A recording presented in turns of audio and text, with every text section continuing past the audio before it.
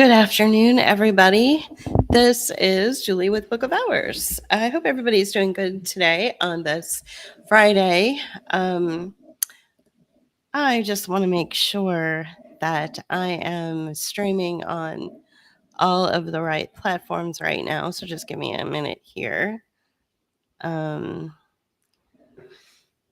see. I don't know why this isn't.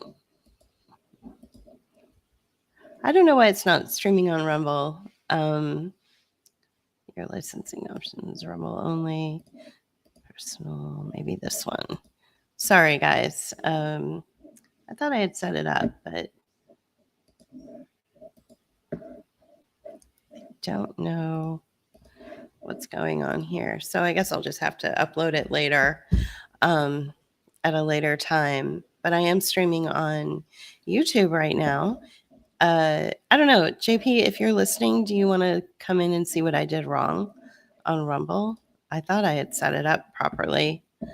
I clicked all the right boxes.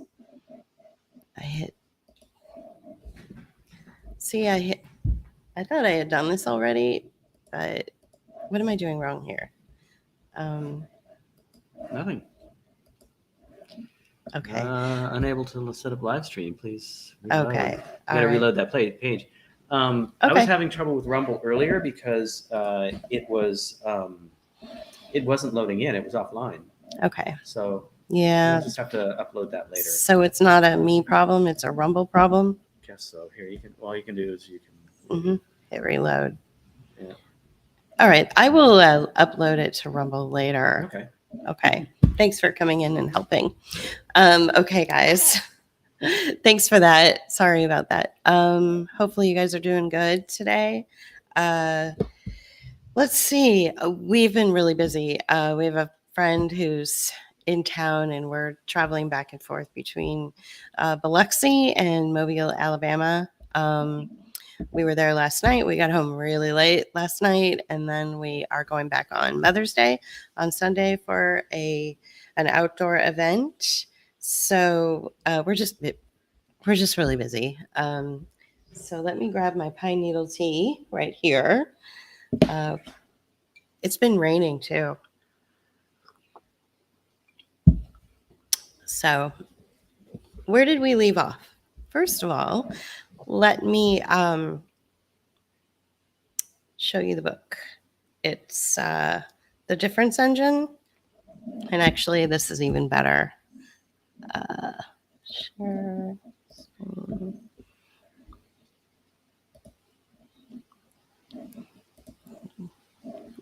Okay.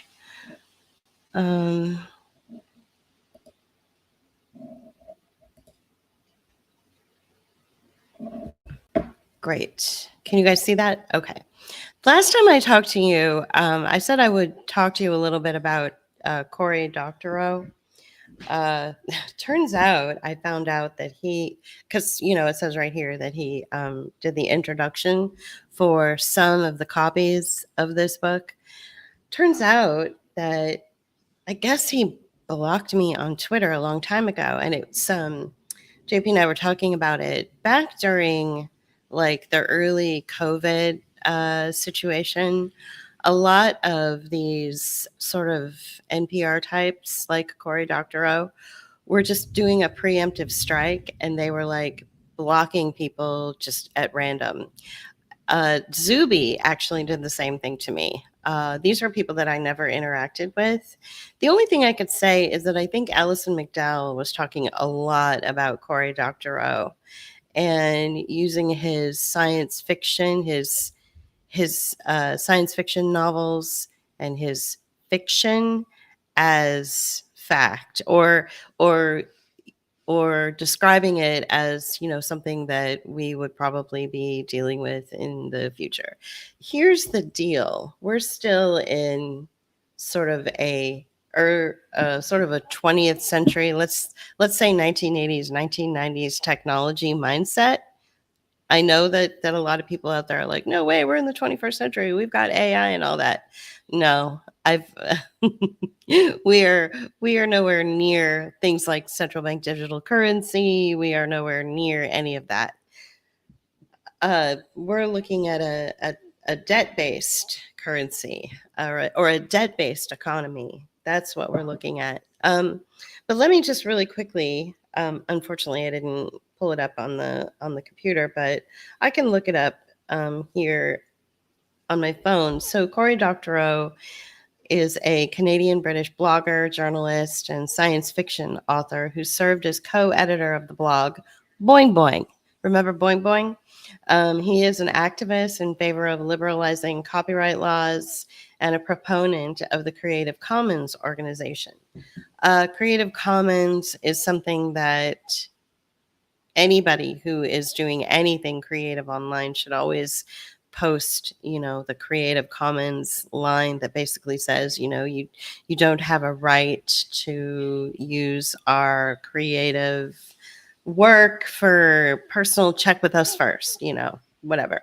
So we try to put Creative Commons language at the bottom of our video essays or anything that we do that's creative. So I'm talking about Cory Doctorow right now. He is the proponent of the Creative Commons organization, using some of its licenses for his books. And some common themes of his work include digital rights management, file sharing, and post-scarcity economics.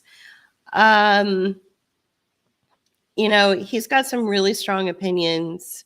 Unfortunately, his strong opinions have led him to a place of maybe being taken seriously as fact. I don't necessarily agree with that. But he did write the introduction for this book that I'm reading from on these Friday readings. So we're still in the first iteration. So we left it with Sybil and Mick were attending a sort of a rally or a stump speech of Houston. So if you remember that, and he was very sort of bellicose and over the top, and it was kind of hard to believe that half the shit that he was saying was even true. The basically he was losing the audience. They were getting bored. So Sybil was used as a plant to sort of create a diversion. She said that she had a brother in the military that had died, and suddenly everybody got, more involved and more interested in the speech or in the performance. And there was some theatrics going on behind the man. So he's standing at the podium and he's doing his thing, and there's also some videos going on behind him, and not everything was going all that well. So, but at the end of it, when she faked fainting and all this stuff, and she finally left, she ran across a man by the name of Keats, who kind of knew he kind of had her number. And just as he was sort of like sizing her up and realizing that she wasn't who she claimed, a little boy ran past them, and apparently he had stolen everybody's hats and he had them under his coat. So, and that's kind of where we left it. So let's move on. Get a little more light. Here we go. I don't think I need my keyboard in front of me. That's kind of... All right. The installation of exhaust fans and the Daily Telegraph had wrought a perceptible improvement in the atmosphere of the Metropolitan, though Lord Babbage himself held that a truly modern underground railway would operate on pneumatic principles exclusively, involving no combustion whatever. Rather in the way mail was conveyed throughout Paris. Seated in a second-class carriage, breathing as shallowly as possible, Sybil knew it all for humbug, or in any case, the improvement part. For who knew what marvels the rads might bring forth. But hadn't the Rad's papers also published the testimony of medicals in the pay of the railroad that sulfurous fumes were therapeutic for asthma? And it wasn't only the fumes from the engines, but vile sewer seepings as well, and gassy leakings from collapsible India rubber bags that lit the carriage jets in their wire netted glass shades.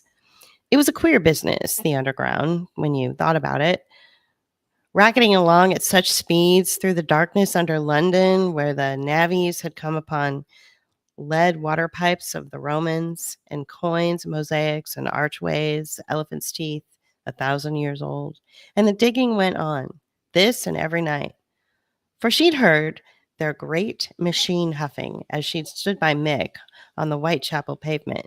They worked unceasingly, the excavators, boring newer, deeper lines now down below the tangle of sewers and gas pipes and bricked over rivers. The new lines were shored with steel, and soon Lord Babbage's smokeless trains would slide through them silent as eels, though she found the thought of it somehow unclean.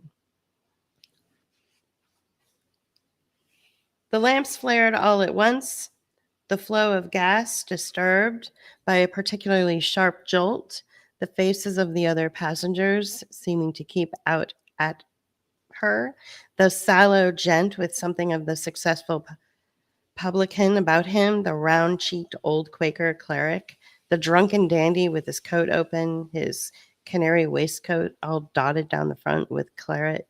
There were no other women in the carriage. Farewell to you, sirs, she imagined herself crying. Farewell to your London, for she was apprenticed now, and an adventuress, sworn and true, bound for Paris, though the first leg of the voyage consisted necessarily of the twopenny trip back to Whitechapel. But the clergyman had noticed her, his contempt quite open there for anyone to see. It was really quite horribly cold making her way from the station to her room in Flower and Dean Street. She regretted her vanity for having chosen her fine new shawl rather than her mantelet. Her teeth were chattering. Sharp frost shone in pools of gaslight on the street's new macadam. The cobbles of London were vanishing month by month, paved over with black stuff that poured stinking hot from the maws of great wagons, for navvies to spread and smooth with rakes before the advance of the steamroller.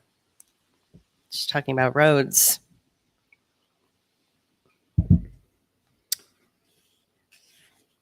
A daring fellow ran past her, taking full advantage of the gritty new surface.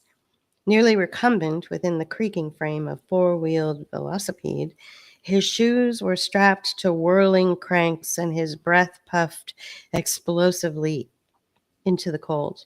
He was bareheaded and goggled in a thick striped jersey, a long knit scarf flapping about him as he sped away, and Sybil supposed him an inventor. London was rife with inventors, the poorer and madder of them congregating in the public squares to display their blueprints and models and harangue the strolling crowds. In a week's time, she'd encountered a wicked-looking device meant to crimp hair by electricity, a child's mechanical top that played Beethoven, and a scheme for electroplating the dead. Leaving the thoroughfare for the unimproved cobbles of Renton Passage, she made out the sign of the Heart and heard the jangle of a pianola. It was Mrs. Winterhalter who'd arranged for her to room above the Heart. The public house itself was a steady sort of place, admitting no women. It catered to junior clerks and shopmen, and offered as its raciest pleasure a pull at a coin-fed wagering machine.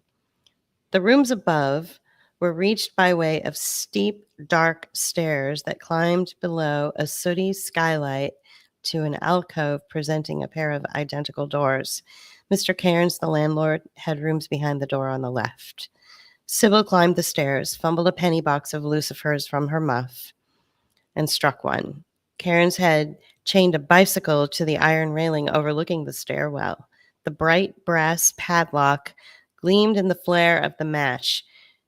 She shook the lucifer out, hoping that Hetty hadn't double latched the door. Hetty hadn't, and Sybil's key turned smoothly in the lock. Toby was there to greet her, padding silently across the bare boards to twine himself around and about her ankles, purring like 60. Hetty had left an oil lamp turned down low on the deal table that stood in the hallway. It was smoking now, the wick in need of trimming. A foolish thing to have left it burning where Toby might have sent it crashing. But Sybil felt grateful not to have found the place in darkness. She took Toby up in her arms, and he smelled of herring. "Has Hetty fed you then, dear?" He yowled softly and batted at the ribbons of her bonnet.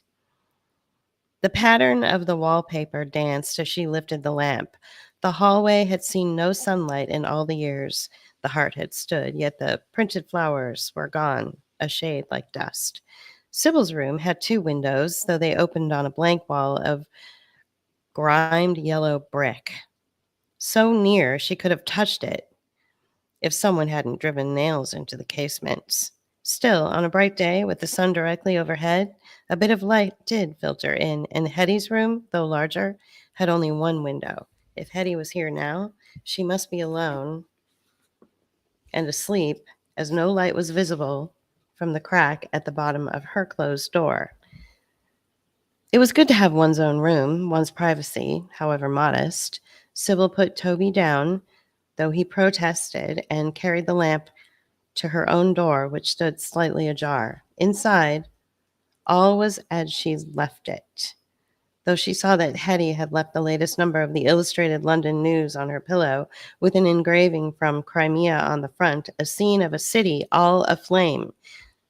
She set the lamp down on the cracked marble lid of the commode, Toby prowling around her ankles as though he expected to discover more herring, and considered what she should do. The ticking of the Fat Tim alarm clock, which she sometimes found unbearable, was reassuring now. At least it was running. And she imagined that the time it showed, 11:15, was correct. She gave the winder a few turns just for luck. Mick would come in for her at midnight, and there were decisions to be made, as he'd advised her to travel very light. She took a wick trimmer from the commode's drawer, raised the lamp's chimney, and scissored away the blackened bit. The light somehow improved. Somewhat. She threw on her mantelet against the cold, opened the lid of the japanned tin chest, and began to make an inventory of her better things. But after setting aside 2 changes of undergarments, it came to her that the less she took, the more Dandy Mick would have to buy for her in Paris. And if that wasn't thinking like a apprentice adventuress, she didn't know what was. Still, she did have some things she was especially fond of, and these went, along with the undergarments, into the brocade portmanteau with the split seam she'd meant to mend. There was a lovely bottle of rose-scented Portland water, half full, a green paste brooch from Mr. Kingsley, a set of hair brushes with imitation ebony backs, a miniature flower press with a souvenir view of Kensington Palace, and a patent German curling iron she'd nicked from the hairdressers. She added a bone-handled toothbrush and a tin of camphorated dentifrice. Now she took a tiny silver propelling pencil and settled herself on the edge of her bed to write a note to Hetty. The pencil was a gift from Mr. Chadwick, with the Metropolitan Railway Corporation engraved along its shaft. The plate was starting to flake away from the brass beneath. For paper, she found she had only the back of a handbill advertising instantaneous chocolate. "My dear Harriet," she began, "I am off to Paris." But then she paused, removed the pencil's cap, and used the rubber to erase those last 3 words. substituting "Run away with a gentleman. Do not be alarmed. I am well. You are welcome to any clothes I leave behind. And please do take care of dear Toby and give him herring. Yours sincerely, Sybil." It made her feel queer to write it, and when she looked down at Toby, she felt sad and false to leave him. Well, no one wants to leave their pets. With the thought with this thought came thoughts of Radley. She was struck by a sudden and utter conviction of his falsehood. "He will come," she whispered fiercely. She put the lamp and the folded note on the narrow mantel. On the mantel lay a flat tin, brightly lithographed, with the name of a Strand tobacconist. She knew that it contained Turkish cigarettes. One of Hetty's younger gentlemen, a medical student, had once urged her to take up the habit. Sybil generally avoided medical students. They prided themselves on studied beastliness. Sounds like the medical industry, right? Studied beastliness. But now, in the grip of a powerful nervous impulse, she opened the tin, drew out one of the crisp paper cylinders, and inhaled its fierce perfume. A Mr. Stanley, a barrister well known among the flash mob, had smoked cigarettes incessantly. Stanley, during his acquaintanceship with Sybil, had frequently remarked that a cigarette was the thing to steal a gambler's nerve. Fetching the lucifers, Sybil placed the cigarette between her lips as she'd seen Stanley do, struck a lucifer, and remembered to let the bulk of the sulfur burn away before applying the flame to the cigarette's tip. She drew hesitantly on the lit cigarette and was rewarded with an acrid portion of vile smoke that set her racking like a consumptive. Eyes watering, she nearly flung the thing away. She stood before the grate and forced herself to continue drawing periodically on the cigarette and flicking pale, delicate ash onto the coals with the same gesture that Stanley had used. It was barely tolerable, she decided. And where was the desired effect? She felt abruptly ill, her stomach churning with nausea. Her hands were cold as ice. Coughing explosively, she dropped the cigarette into the coals, where it burst into flame and was swiftly consumed. She became painfully aware of the ticking of the clock, and Big Ben began to sound midnight. Well, where was Mick?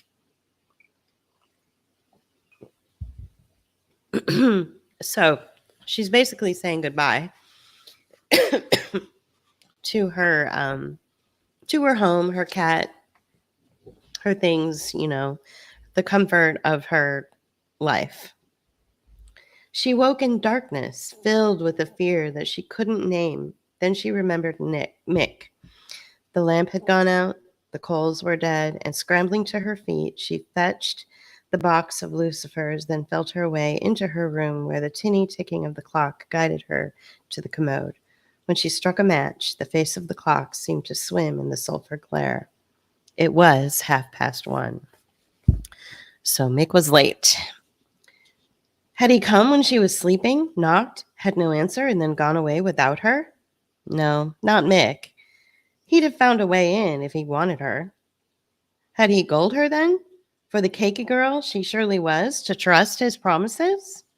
A queer sort of calm swept over her, a cruel clarity. She remembered the departure date on the steamship ticket. He wouldn't sail from Dover till late tomorrow, and it seemed unlikely that he and General Houston would be departing London after an important lecture in the dead of night. She'd go to Grant's then and find Mick, confront him, and plead or threaten blackmail, exposure, or whatever proved necessary. What tin she had was in her muff. That's a little bit of money. There was a cab stand in Minories by Goodman's Yard. She would go there now and rouse a cabman to take her to Piccadilly.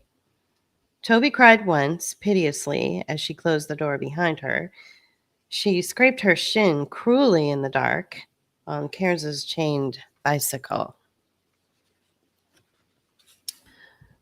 She was halfway down Minori's to Goodman's yard when she remembered her portmanteau, but there was no turning back. Grand's night doorman was heavy-set, cold-eyed, chin-whiskered, stiff in one leg, and very certainly wouldn't allow Sybil into his hotel, not if he could help it. She twigged him from a block away, climbing down from her cabriolet, a big gold-braided bugaboo, lurking on the hotel's marble steps under great dolphin-wreathed lamps. She knew her doormen well enough. They played a major role in her life. It was one thing to enter Grand's on Dandy Mick's arm by daylight, but to walk in boldly from the midnight streets as an unescorted woman was another matter. Only whores did that, and the doorman would not let whores in. But she might think of a likely story to gull him, perhaps, if she thought of a very good lie, and if he were stupid or careless or weary. Or she might try to bribe him, though she had little enough tin left after the cab. And she was dressed proper, not in the flash clothes of a dolly mop. She might, at a pinch, distract him, smash a window with a cobblestone, and run past him when he came to look. It was hard to run in a crinoline, but he was lame and slow. Or find a street boy to throw a stone for her. Sybil stood in darkness by the wooden hoardings of a construction site. Broadside posters loomed over her, bigger than bed sheets, with great tattered shouting print. Daily News, worldwide circulation, Lloyd's News, only 1 penny, Southeastern Railway, Ramsgate and Margate, 7-6.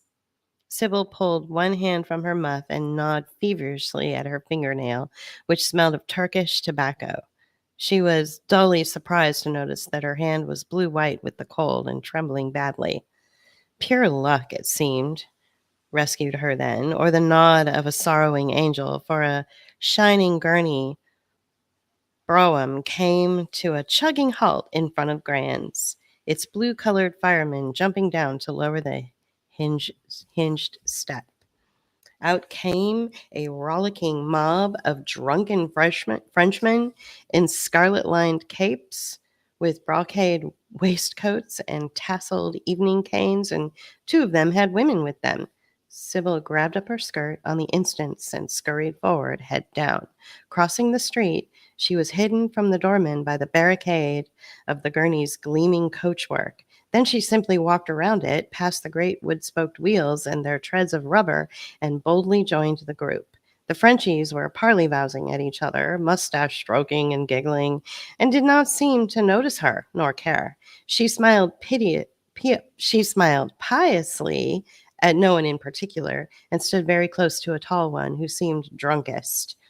They staggered up the marble stairs, and the tall Frenchman slapped a pound note at the doorman's hand with the careless ease of a man who didn't know what real money was. The doorman blinked at it and touched his braided hat, and Sybil was safely inside. She walked with the jabbering Frenchies across a wilderness of polished marble to the hotel desk where they collected their keys from the night clerk, and scattered and staggered up the curving stairway, yawning and grinning, leaving Sybil behind at the counter. The night clerk, who spoke French, was chuckling over something he'd overheard. He sidled down the length of lintled mahogany with a smile for Sybil. "How may I be of service, madam?" The words came hard, almost stammering at first. Could you tell me, please, has a Mr. Michael, or rather, is General Sam Houston still registered here? Yes, madame, I did see General Houston earlier this evening. However, he's in our smoking room now. Perhaps you could leave a message? Smoking room? Yes, over there, behind the acanthus. The clerk nodded toward a massive door at the corner of the lobby. Our smoking room is not for the ladies, of course. Forgive me, madam, but you seem a bit distressed. If the matter is vital, perhaps I should send a page. Yes, Sybil said. That would be wonderful. The night clerk obligingly produced a sheet of cream-laid hotel stationery and proffered his gold nibbed reservoir pen. She wrote hastily, folded the note, scrawled Mr. Michael Radley on the back. The night clerk crisply rang a bell, bowed in response to her thanks, and went about his business. Shortly, a yawning and sour-faced little page appeared and placed her note on a cork-topped salver. Sybil trailed anxiously behind as she trudged to the smoking room. "It is for the General's personal secretary," she said. "'Tis all right, miss, I know him." He heaved one-handed at the smoking room door. As it opened and the page passed through, Sybil peered in. As the door slowly closed, she had a long glimpse of Houston, bareheaded, shiny-faced, and sweaty drunk, with one booted foot propped on the table beside a cut glass decanter. He had a wicked-looking jackknife in his hand and was puffing smoke and jabbing at something, or whittling. That was it, for the floor around his leather chair was littered with wood shavings. A tall, bearded Englishman murmured something to Houston, and the stranger had his left arm caught in a white silk sling and looked sad-eyed and dignified and important. Mick stood at his side, bending at the waist to light the man's cheroot. Sybil saw him rasping at a steel sparker on the end of a dangling rubber gas tube, and then the door shut. Sybil sat on a chaise lounge in the echoing marble lobby, warmth stealing through her damp, grimy shoes. Her toes began to ache. Then the page emerged with Mick on his heels, Mick smiling back into the smoking room and stretching out a cheery half salute, and Sybil rose from her seat. Seeing her there, his narrow face went bleak. He came to her quickly and took her elbow. "Bloody Christ," he muttered. "What kind of silly note was that? Can't you make sense, girl?" "What is it?" she pleaded. "Why didn't you come for me?" "Bit of a contretemps, I'm afraid. Case of the fox biting his own arse. Might be funny if it weren't so bleeding difficult, but having you here now may change matters. What's gone wrong? Who's that gentry cove with the gammy arm?" "Bloody British diplomat, as doesn't care for the General's plan to raise an army in Mexico. Never you mind him. Tomorrow he'll be in France. Tomorrow we will be in France, and he will be here in London, annoying someone else. At least I hope so. The General's queered things for us, though. Drunk as a lord, and he's pulled one of his funny little tricks. He's a nasty bastard when he drinks, truth tell. He starts to forget his friends." "Well, he's gulled you somehow," Sybil realized. "He wants to cut you loose. Is that it?" "He's nicked my Keno cards," Mick said. "But I mailed them to Paris, poste restante," Sybil said, "just as you told me to." "Not those, you goose. The Keno cards from the speech." "Your theater cards? He stole them?" "He knew I had to pack my cards, take them along with me, don't you see? So he kept a watch on me somehow, and now he's nicked them from my baggage. Says he won't need me in France after all, so long as he's got my information. He'll hire some onion eater that can run a Keno on the cheap, or so he says. But that's theft." "Borrowing, according to him. Says he'll give me back my cards as soon as he's had them copied. That way I don't lose nothing, you see?" And Sybil felt dazed. Was he teasing her? But isn't that stealing somehow? Try arguing that with Samuel Bloody Houston. He stole a whole damn country once, stole it clean, and picked it to the bones. "But you're his man. You can't let him steal from you." Mick cut her off. "When it comes to that, you might well ask how I had that fancy French program made. You might say I borrowed the General's money for it, so to speak." He showed his teeth in a grin. "Not the first time we've tried such a stunt to one another. He's a bit of a test, don't you see? Fellow has to be a night out, a right out and outer to travel with General Houston." "Oh, Lord," Sybil said, collapsing into her crinoline on the chaise. "Mick, if you but knew what I've been thinking." "Well, brace up then." He hauled her to her feet.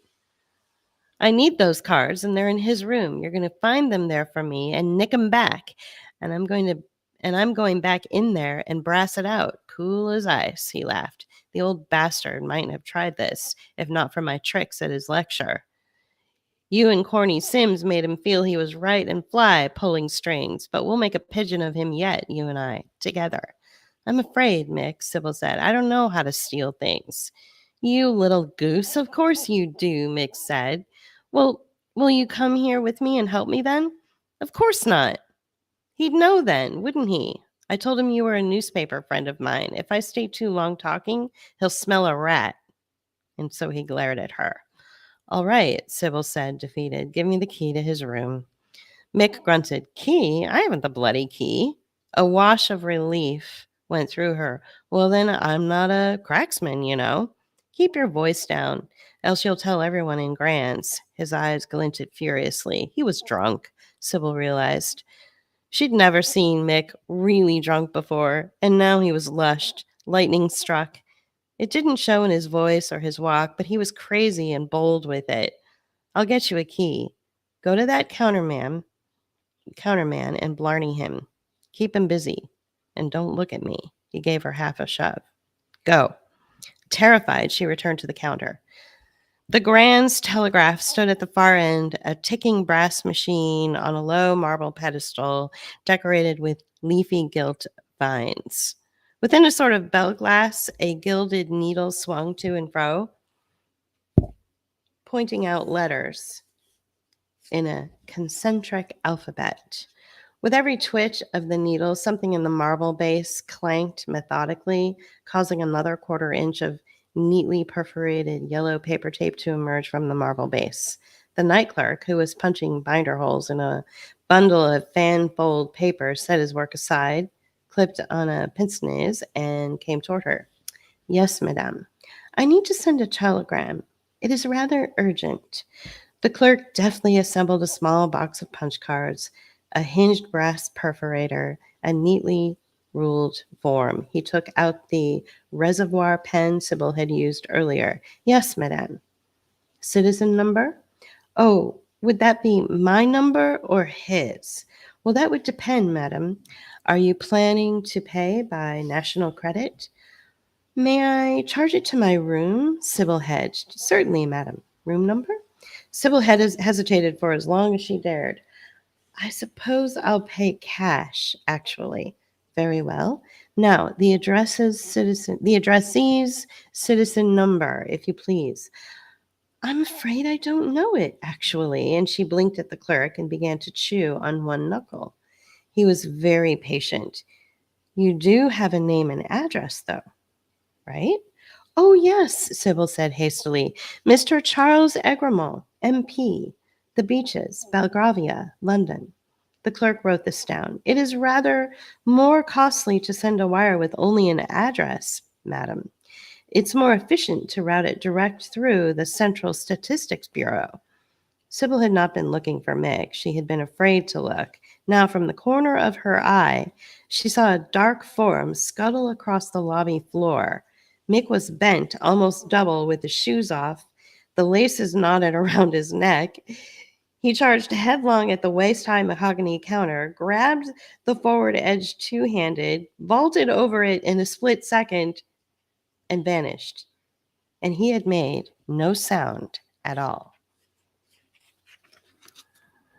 Something to do with the way an engine handles messages, the clerk was explaining. Indeed, Sybil said, but I haven't his citizen number. I shall have to pay the extra then, shan't I? This is very important. Yes, madam, I'm sure it is. Pray go on, and I shall take dictation. I don't suppose I should begin with my address and the date. I mean, a telegram's not a letter, really, is it? No, madam. Or his address, either? Brevity is the essence of telegraphy, madam. Mick would be creeping to the hotel's mahogany pegboard, which hung clustered with room keys. She couldn't see him, but now she imagined she could hear him moving and almost smell him, and the clerk needed only to glance to his right to discover a sneak thief creeping around him, crazy-eyed and crouching like an ape. Please take this down, Sybil quavered. Dear Charles, the clerk began scribbling. 9 years ago, you put me to the worst dishonor that a woman can know. The clerk stared in horror at his pen, a hot flush creeping up past his collar. Charles, you promised me that you would save my poor father. Instead, you corrupted me, body and soul. Today, I am leaving London in the company of powerful friends. They know very well what a traitor you were to Walter Gerard and to me. Do not attempt to find me, Charles. It would be useless. I do hope that you and Mrs. Egremont will sleep soundly tonight. And Sybil shuddered. Sign that Sybil Gerard, if you please. Yes, madam, the clerk muttered, eyes downcast, as Mick sprang silently back over the counter in his stocking feet. Mick crouched low, hidden by the counter's bulk, then crept off quickly on his haunches, waddling through the marble floor like a monstrous duck. In a moment, he had rolled behind a pair of overstuffed chairs.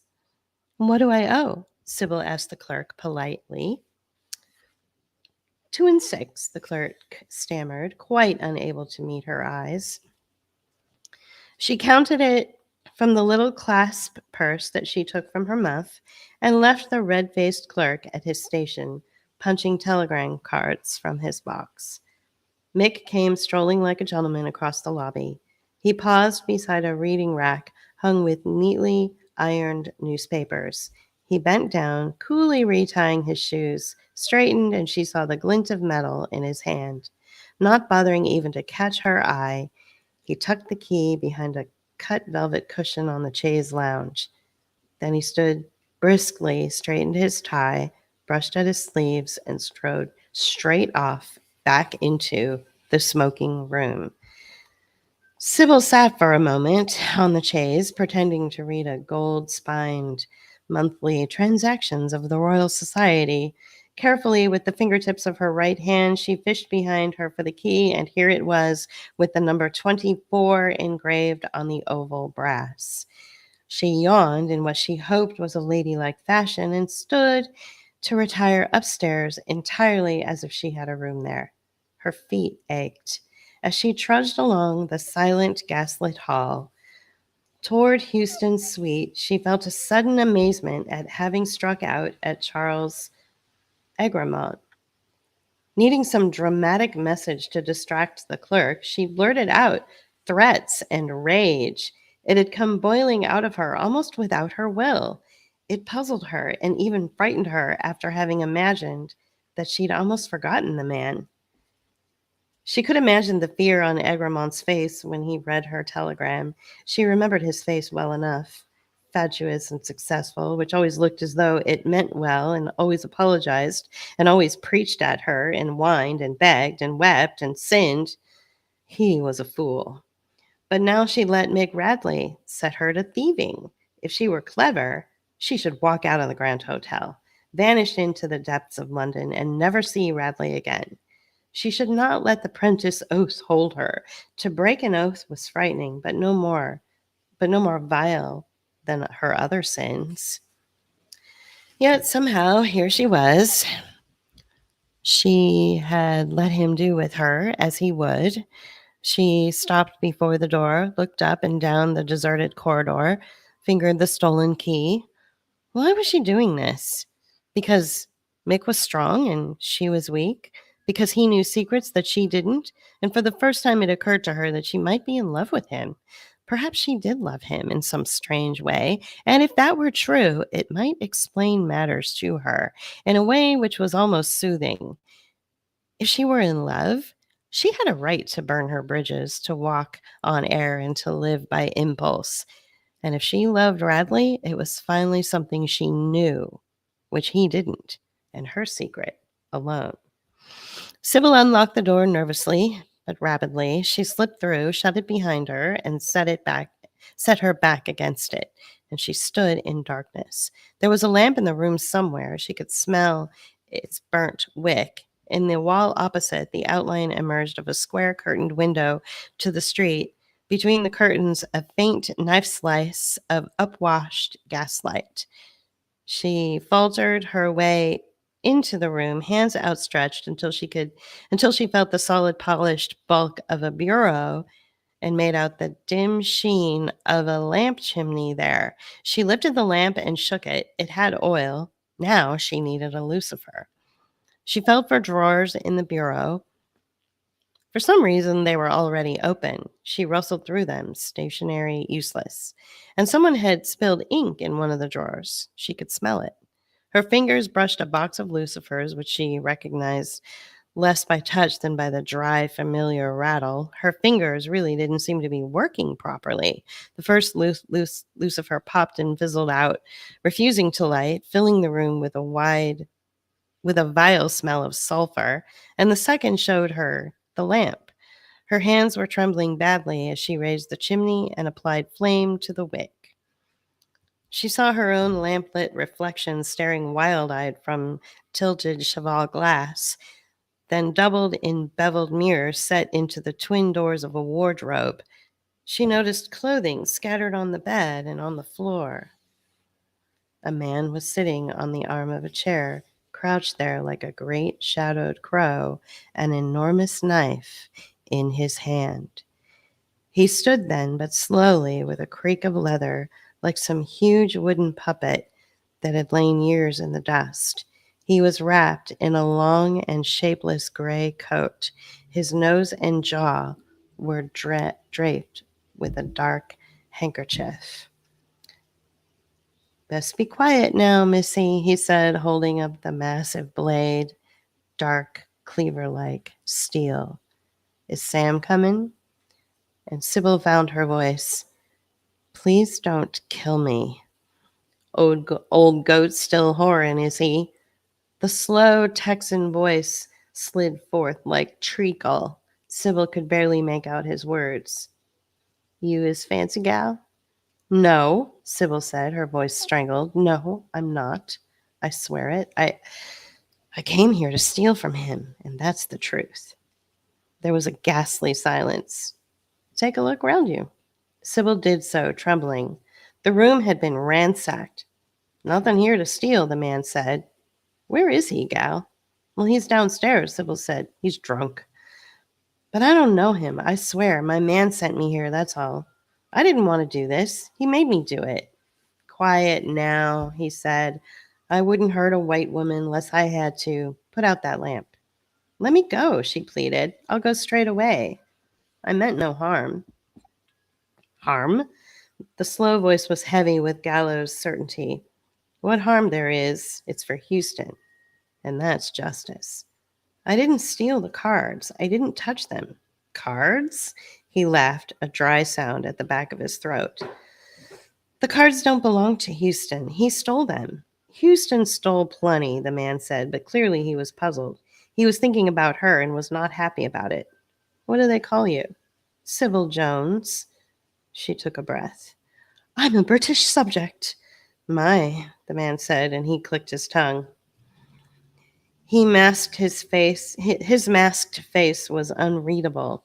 Sweat shone on a strip of pale, smooth skin across the top of his forehead.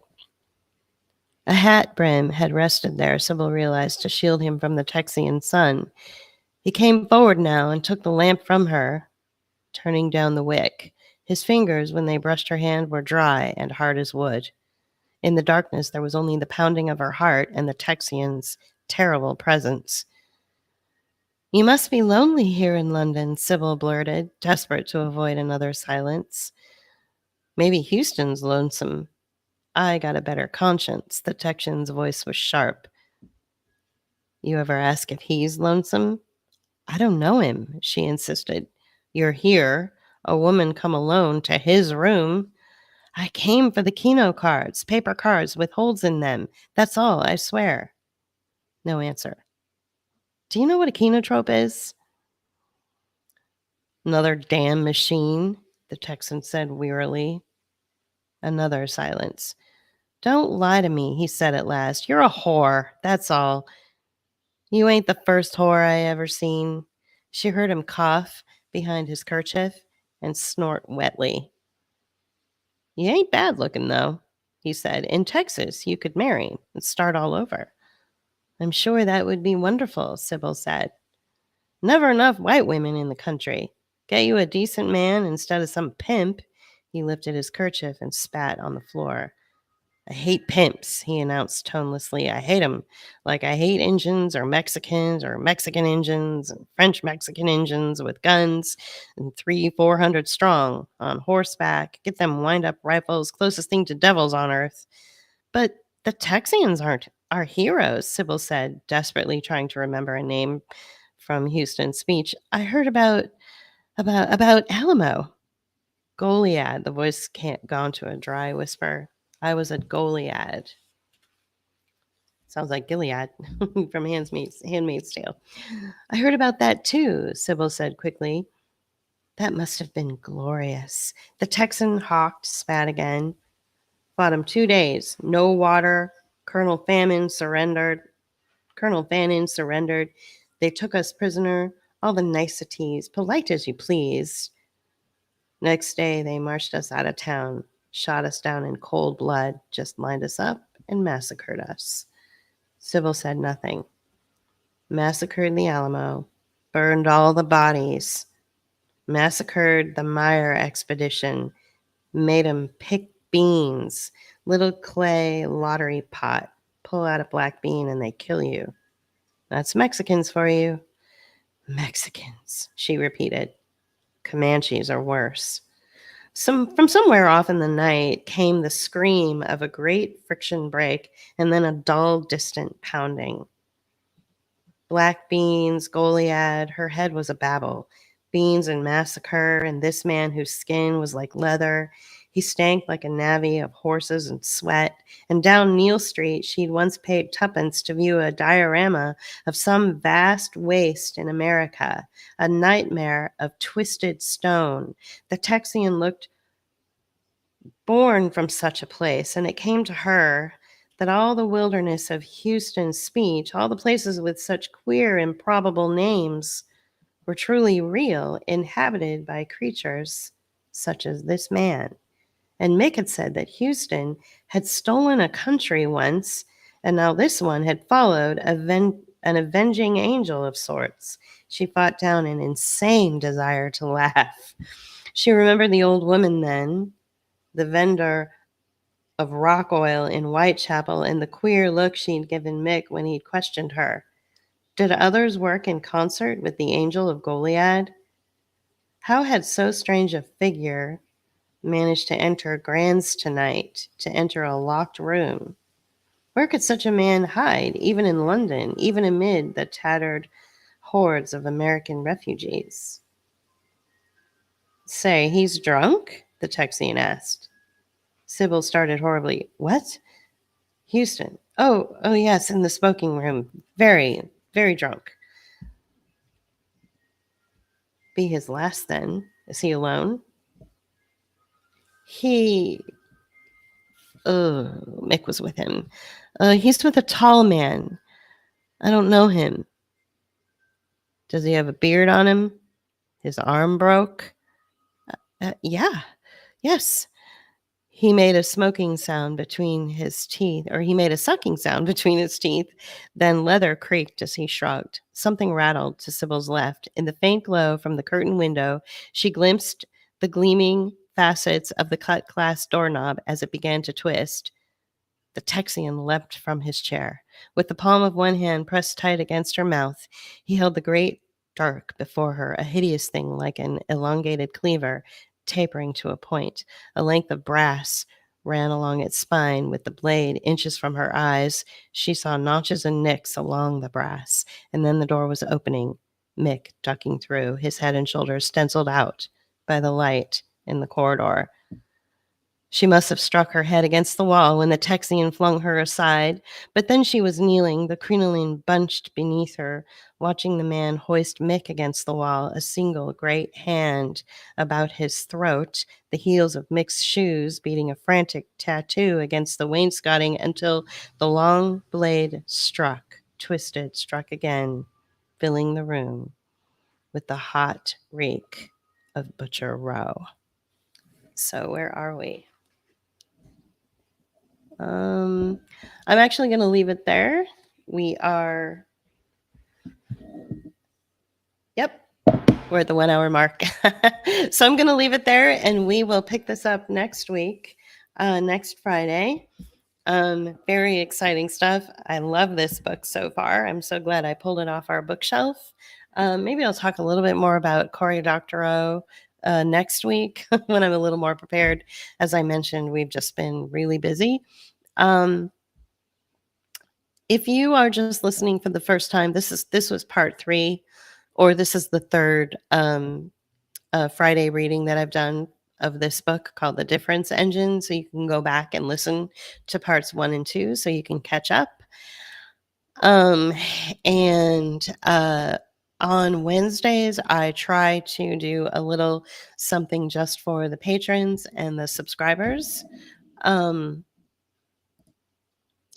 we are. So if you would like to become a patron, we have in the past done years of video essays and work starting officially in, I would say, 2020, and unofficially going all the way back to like 2016, where we started sort of the concept of Book of Hours. So I don't know if this is your first time, listening to us or listening to me. So please go back to our YouTube channel and take a look at some of the things that we have already produced over the years. You might get something out of it. There will be more to come in the future, more creative work. I'm publishing, poetry for the patrons and the subscribers, the paid subscribers only. So if you want access to that, just, you can read that for like $2 a month on Patreon, or you can become a subscriber on Substack. Okay, I really appreciate you tuning in today. I am thoroughly enjoying this book so far. It is called The Difference Engine, and it's been a real delight reading it. And this is the first time I'm reading it. I've never read it before, so we're both hearing about it for the first time together. I will see you guys next Friday. Thanks for tuning in today. Bye.